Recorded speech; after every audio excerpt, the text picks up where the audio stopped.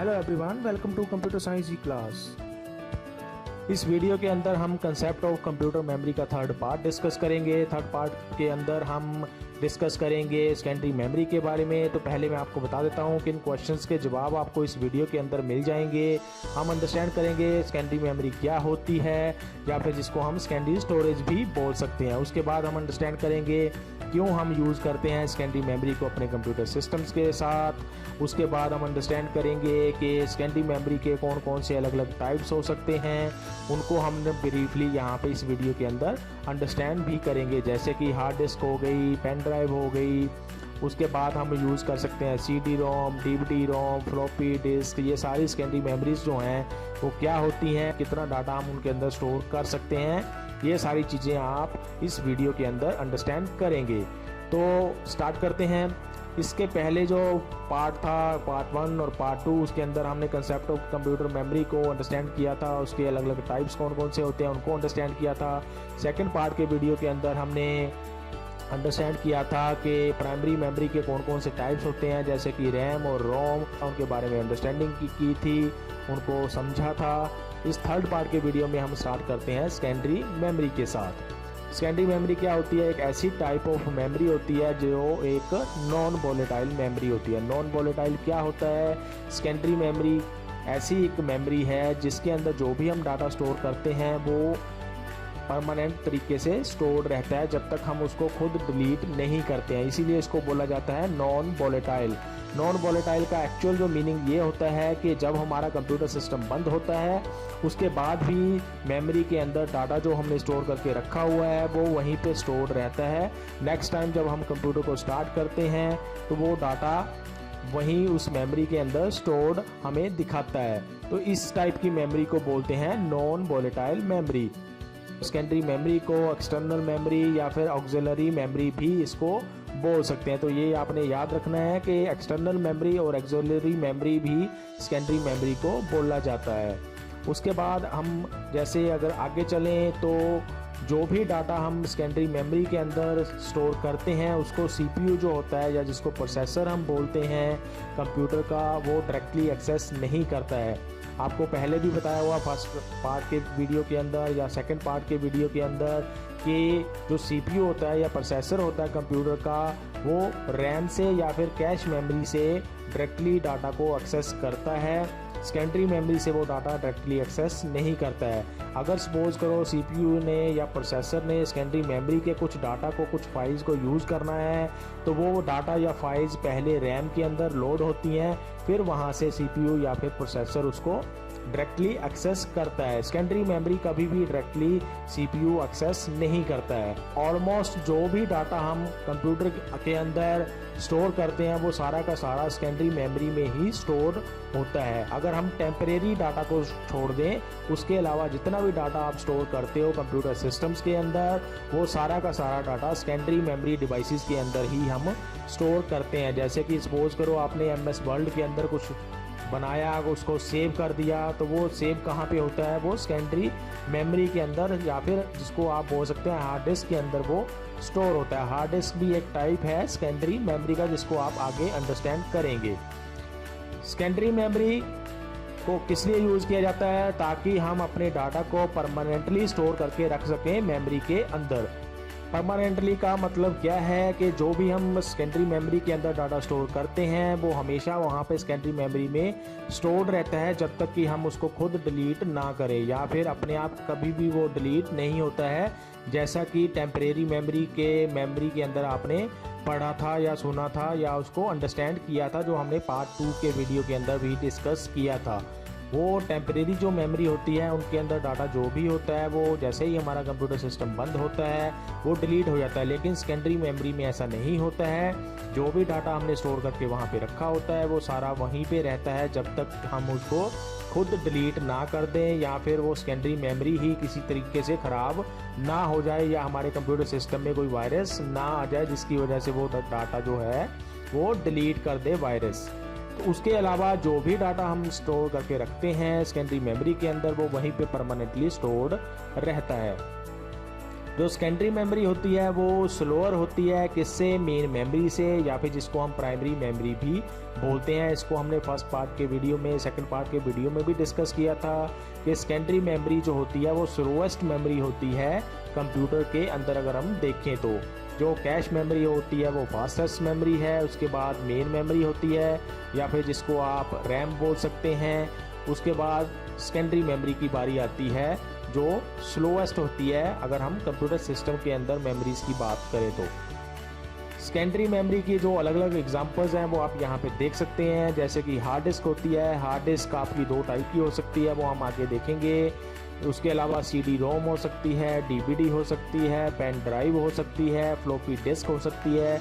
अब इन सारी secondary memories को हम एक एक करके थोड़ा सा इंट्रोडक्शन देखेंगे, इनको थोड़ा सा अंडरस्टैंड करने की कोशिश करेंगे। अभी आपको थोड़ा सा आइडिया होगा कि हार्ड डिस्क क्या करती है, या DVD किस लिए यूज़ कर सकते हैं, या पेन ड्राइव हम किस लिए यूज़ कर सकते हैं। तो इनको हम ब्रीफली आगे एक एक करके अंडरस्टैंड करेंगे इस वीडियो के अंदर। फर्स्ट टाइप जो हम डिस्कस करेंगे सेकेंडरी मेमोरी का वो होता है हार्ड डिस्क, जिसको आप हार्ड डिस्क ड्राइव भी बोल सकते हैं या जिसको आप हार्ड ड्राइव भी बोल सकते हैं। ये अलग अलग नाम इसके हो सकते हैं जिनसे हम इनको आइडेंटिफाई करते हैं। हार्ड डिस्क देखने में कैसी होती है आप यहाँ पे इमेजेस देख सकते हैं। जो लेफ्ट में बिल्कुल इमेज है वो एक हार्ड डिस्क का बाहर का पार्ट दिखाया हुआ है जो हम कंप्यूटर सिस्टम के अंदर लगाते हैं, जैसा कि CPU कैबिनेट हम जिसको बोलते हैं उसके अंदर इसको लगाया जाता है। ये इंटरनल हार्ड डिस्क होती है जिसको यूज़ किया जाता है कंप्यूटर सिस्टम के अंदर।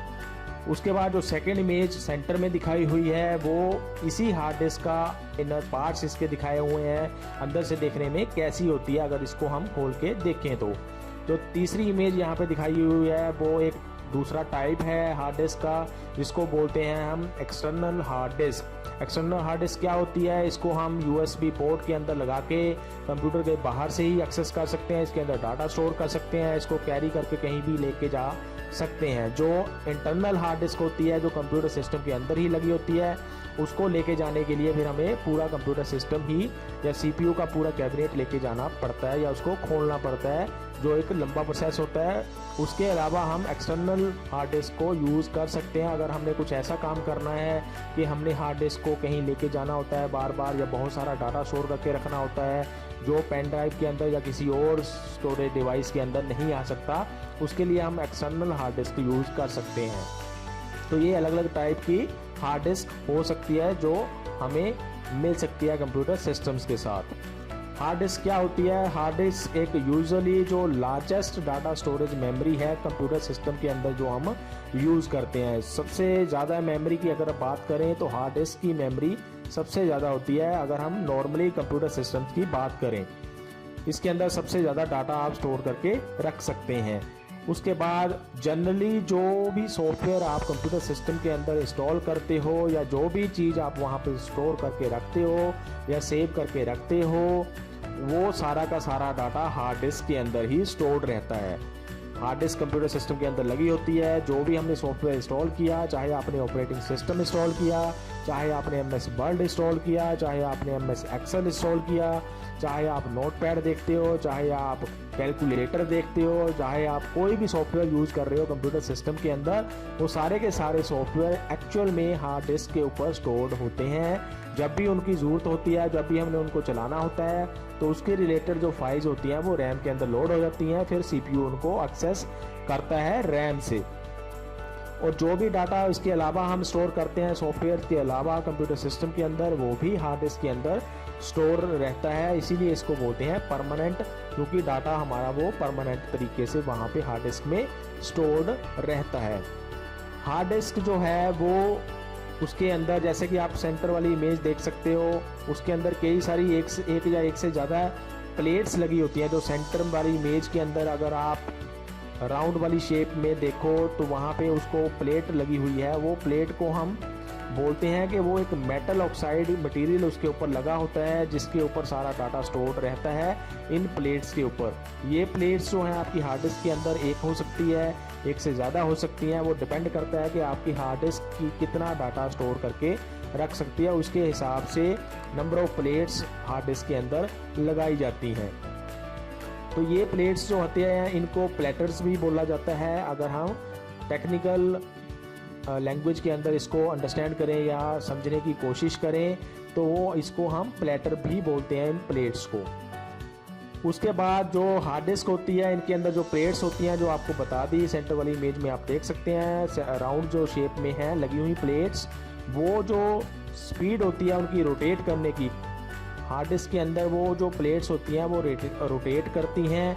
उनकी जो स्पीड होती है रोटेट करने की वो आप यहाँ पे देख सकते हैं कि 5400 से लेके 7200 तक इनकी रोटेशन पर मिनट हो सकती है। मतलब इतनी ज़्यादा रोटेशंस ये पर मिनट करती हैं जब भी प्लेट्स अंदर हार्ड डिस्क के घूमती हैं। तो ये आप यहाँ से अंडरस्टैंड कर सकते हो कितनी स्पीड इन प्लेट्स की होती है पर मिनट। अब प्लेट्स रोटेट क्यों करती है ये भी मैं आपको बता देता हूँ, क्योंकि प्लेट्स के रोटेट होने के हिसाब से ही जो रीड राइट हेड है जो आप यहाँ पे इमेज में देख सकते हैं, वो प्लेट्स के ऊपर जो डाटा हमने स्टोर करके रखा होता है उसको रीड करता है या राइट करता है। इसीलिए ये प्लेट्स जो आती हैं वो हार्ड डिस्क के अंदर घूमती हैं, रोटेट करती हैं, जिनके हिसाब से फिर रीड राइट रेड जो होता है वो डाटा को रीड करता है या राइट करता है हार्ड डिस्क की प्लेट्स के ऊपर। अगर हम एग्जांपल की बात करें तो जो स्टोरेज कैपेसिटी होती है एक हार्ड डिस्क की पर्सनल कंप्यूटर के अंदर जो हम घरों में यूज़ करते हैं वो हो सकती है 160 GB से लेके 1 TB तक। ये रेंज आपको वैसे ही स्पेसिफिकली नहीं बताई गई है, ये एग्जांपल के तौर पे यहाँ पे बताई हुई है। किसी भी कंप्यूटर सिस्टम की मेमोरी जो है वो इससे कम भी हो सकती है, इससे ज़्यादा भी हो सकती है, लेकिन एग्जांपल के लिए आपको यहाँ पे बताई हुई है कि इतना डाटा हम इस हार्ड डिस्क के अंदर स्टोर कर सकते हैं। तो जो लार्जेस्ट स्टोरेज डिवाइस की अगर हम बात करें तो वो होती है हार्ड डिस्क जो हम कंप्यूटर सिस्टम के अंदर यूज़ कर सकते हैं। और हर एक हार्ड डिस्क की capacity computer to computer vary कर सकती है। ये डिपेंड करता है कि हमने कंप्यूटर के अंदर कितनी कैपेसिटी की हार्ड डिस्क लगा के रखी हुई है। दूसरा टाइप जो हम डिस्कस करेंगे सेकेंडरी मेमोरी का, वो सेकेंडरी मेमोरी का दूसरा टाइप है फ्लॉपी डिस्क, या फिर इसको आप फ्लॉपी ड्राइव भी बोल सकते हैं। अगर हम इसकी इमेज देखें तो आप यहाँ पे देख सकते हैं जो फ्लॉपी डिस्क होती हैं वो देखने में कैसी होती हैं। अब इनको आजकल यूज़ नहीं किया जाता है कंप्यूटर सिस्टम्स के अंदर। क्यों नहीं किया जाता है? क्योंकि आपको जो डाटा स्टोर करने की कैपेसिटी ये प्रोवाइड करती हैं वो बहुत कम डाटा इसके अंदर हम स्टोर कर सकते हैं या कर सकते थे। अब क्योंकि बहुत ज़्यादा कैपेसिटी की और सेकेंडरी स्टोरेज मेमोरीज आ गई हैं जिनका यूज़ करके हम बहुत सारा डाटा स्टोर कर सकते हैं, तो ये आउटडेटेड हो गई हैं, इनको अब यूज़ नहीं किया जाता है कंप्यूटर सिस्टम्स के अंदर। लेकिन जब वो मेमोरीज नहीं थी जिनके अंदर, जैसे कि हार्ड डिस्क पहले नहीं होती थी या नहीं अवेलेबल थी या बहुत महंगी थी, उस टाइम पे फ्लॉपी डिस्क को यूज़ किया जाता था कंप्यूटर सिस्टम्स के अंदर। फ्लॉपी डिस्क क्या होती है? एक मैग्नेटिक स्टोरेज मीडियम होता है जिसके अंदर हम डाटा स्टोर करते हैं मैग्नेटिज्म को यूज़ करके। नो मैग्नेटिज्म कहाँ पे अप्लाई किया जाता है? ये जो आप यहाँ पे इमेज देख रहे हो ये बाहर का प्लास्टिक का मटेरियल है, इसके अंदर एक मैग्नेटिक स्टोरेज मीडियम होता है जिसके ऊपर डाटा स्टोर होता है। वो मैग्नेटिक स्टोरेज मीडियम के अंदर डाटा जो भी स्टोर रहता है उसको ही कंप्यूटर रीड करता है जब भी हम उसको यूज़ करते हैं कंप्यूटर सिस्टम के साथ। फ्लॉपी डिस्क क्या होता है? एक थिन फ्लेक्सिबल मैग्नेटिक डिस्क होती है, जैसे कि आप यहाँ पे देख भी सकते हैं, जिसको सील किया जाता है स्क्वायर प्लास्टिक कैरियर के अंदर। यहाँ पे इमेज आप देख सकते हो, ये प्लास्टिक का कैरियर है, प्लास्टिक की बॉडी है, इसके अंदर जो एक्चुअल स्टोरेज मीडियम होता है वो होता है जिसके ऊपर एक्चुअल में डाटा स्टोर होता है। बाहर से इसका प्लास्टिक का मटेरियल होता है ताकि उसकी सेफ्टी रखी जा सके, जिसके अंदर हमने डाटा स्टोर करके रखा हुआ होता है। उसके बाद अगर हम बात करें जो फ्लॉपी डिस्क होती थी वो कब यूज़ की जाती थी, जैसे कि मैंने आपको बताया वो तब यूज़ की जाती थी जब या तो हार्ड डिस्क अवेलेबल नहीं थी या फिर बहुत ज़्यादा एक्सपेंसिव थी। उस टाइम पे हम फ्लॉपी डिस्क को यूज़ करते थे डाटा को स्टोर करने के लिए, या अगर आपने ऑपरेटिंग सिस्टम की बात करनी है उसको भी स्टोर करना है तो वो फ्लॉपी डिस्क के अंदर उस टाइम पे स्टोर किया जाता था। फ्लॉपी डिस्क जो हैं वो अलग अलग कैटेगरी की आती हैं, अलग अलग साइजेस में आती हैं, जैसे कि आप यहाँ पे इमेज के अंदर भी देख सकते हैं। एक टिपिकली जो इनके साइजेस होते थे वो होते थे 3.5 इंच की फ्लॉपी डिस्क आती थी, और या फिर 5.25 इंच की भी एक फ्लॉपी डिस्क आती थी। उसके अलावा एक 8 इंच की फ्लॉपी डिस्क भी अवेलेबल होती थी उस टाइम के ऊपर, लेकिन जो इसके अंदर हम डाटा स्टोर कर सकते थे वो लगभग 1.44 MB ऑफ डाटा इसके अंदर हम स्टोर कर सकते थे फ्लॉपी डिस्क के अंदर। आप तो अब यहाँ पे आपको आइडिया हो गया होगा कि क्यों अब फ्लॉपी डिस्क को यूज़ नहीं किया जाता है, क्योंकि इसके अंदर बहुत कम डाटा हम स्टोर करके रख सकते थे। जैसे एग्जांपल के लिए यहाँ पे दिखाया हुआ है 1.44 MB, तो लगभग 2 MB से भी कम डाटा ये स्टोर कर सकती थी फ्लॉपी डिस्क्स, इसीलिए इनको अब आजकल यूज़ नहीं किया जाता था। कुछ टाइम के बाद कुछ ऐसी फ्लॉपी डिस्क्स भी आई थी जिनके अंदर और ज़्यादा कैपेसिटी के अंदर डाटा स्टोर करके रखा जा सकता था, लेकिन वो भी इतना ज़्यादा नहीं होता था जितना कि आज कैपेसिटी के अंदर आज हम हार्ड डिस्क के अंदर डाटा स्टोर करके रख सकते थे। इसीलिए ये जो फ्लॉपी डिस्क हैं वो अब आउटडेटेड हो गई हैं। अगली अगर हम सेकेंडरी स्टोरेज की बात करें या सेकेंडरी मेमोरी की बात करें तो वो होती है डीवीडी। डीवीडी क्या होती है, यहाँ पे आप इमेज इसकी देख सकते हैं। लगभग हर घर में हम इसको यूज़ करते हैं। डीवीडी आपको पता ही है, अगर आपने सॉन्ग्स वगैरह रिकॉर्ड करके रखने होते हैं उनको आप सीडी प्लेयर या डीवीडी प्लेयर के अंदर चला के देख सकते हैं, उसी को डीवीडी बोला जाता है। ये डिजिटल वीडियो डिस्क या फिर डिजिटल वर्सेटाइल डिस्क इसकी फुल फॉर्म होती है, जिसको आप यूज़ कर सकते हैं अगर आपने इसका पूरा नाम देखना है। तो डिजिटल वर्सेटाइल डिस्क भी इसको बोल सकते हैं या फिर डिजिटल वीडियो डिस्क भी इसको हम बोल सकते हैं। तो ये डीवीडी जो होती है ये भी स्टोरेज मीडियम होती है, सेकेंडरी स्टोरेज मेमोरी होती है। इसके अंदर भी जो डाटा हम स्टोर करके रखते हैं तो वो परमानेंट तरीके से स्टोर्ड रहता है, वो कभी भी डिलीट नहीं होता है जब तक हम उसको खुद डिलीट ना करें। लेकिन कुछ ऐसी डीवीडीज़ भी आती हैं जिनके अंदर एक बार जो हम डाटा स्टोर करके रख देते हैं वो कभी भी डिलीट नहीं होता है, या फिर कुछ आपको ऐसी भी डीवीडीज़ मिल सकती हैं जिनके अंदर हम बार बार डाटा स्टोर करके उनको दोबारा से डिलीट करके उनके अंदर नया डाटा भी स्टोर करके रख सकते हैं। लेकिन वो अलग अलग कैटेगरी की होती हैं, अलग अलग टाइप की डीवीडीज़ आपको मिल सकती हैं। लेकिन जनरली या नॉर्मली जो हम डीवीडीज़ को यूज़ करते हैं उनके अंदर हम एक बार ही डाटा स्टोर कर सकते हैं, फिर उनको डिलीट नहीं किया जा सकता। डीवीडी क्या होती है, एक सीडी की तरह होती है। जो सीडी भी आपको पता ही है, डीवीडी या सीडी अगर हम उसको साइज़ को कंपेयर करें तो वो एक जैसी साइज़ की होती हैं, एक जैसी देखने में होती हैं। लेकिन जो डीवीडी के अंदर जो हम डाटा स्टोर कर सकते हैं वो ज़्यादा कैपेसिटी के अंदर डाटा हम इसके अंदर स्टोर कर सकते हैं। सीडी के अंदर लगभग आप 700 MB तक डाटा स्टोर करके रख सकते हैं अगर हमें एज एग्जांपल की बात करें। लेकिन जो डीवीडी होता है उसके अंदर हम लगभग 4.7 GB तक डाटा स्टोर करके रख सकते हैं।